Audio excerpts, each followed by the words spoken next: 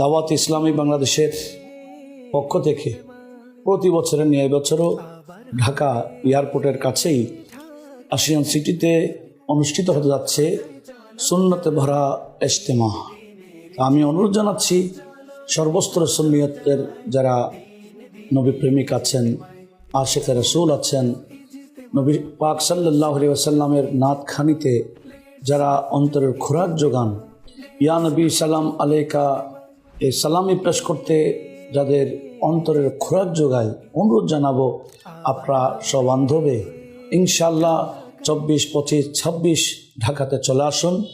আহলে সুন্নাহ ওয়াল জামাতের এই ইজতেমা অতীব প্রয়োজন। আল্লাহ পাক সুবহানাহু ওয়া তাআলা আমাদের সবাইকে সেখানে শরীক হয়ে ঈমানি খোরাক যোগাবার তৌফিক দান করুক। আমি আরও আপনাদের কাছে অনুরোধ জানাবো, সুন্দর একটা পরিবেশে হবে, বন্ধের টাইম, মাদ্রাসা স্কুল সব বন্ধ থাকবে। আমি বিশেষ করে স্কুল কলেজ ইউনিভার্সিটি এবং মাদ্রাসার পড়ুয়া ছাত্রদেরকে আহ্বান জানাবো, বিশেষ করে ওলামায়ে আহলে সুন্নাত ওনারাও সুযোগ পাবেন, কারণ মাদ্রাসা বন্ধ আছে। ওখানে গিয়ে আমরা সবাই একসাথে ইয়া নবী সালাম আলাইকার ধ্বনি দিয়ে আমাদের ইমানি খোরাক যোগাবো ইনশাআল্লাহ।